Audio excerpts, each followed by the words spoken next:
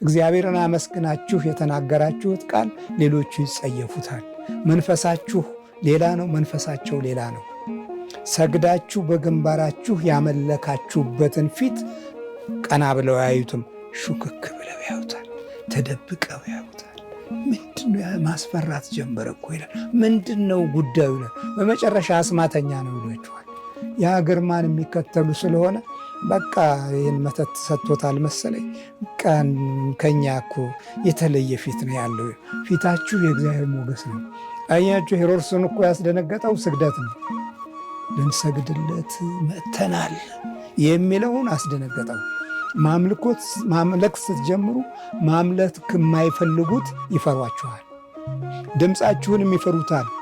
ከውጭ ገና ድምፃችሁን ሲያው ሺ ፍርሃት፣ የልቦና መባተት፣ የጉልበት ብርክ የሚሰማችኋሉ።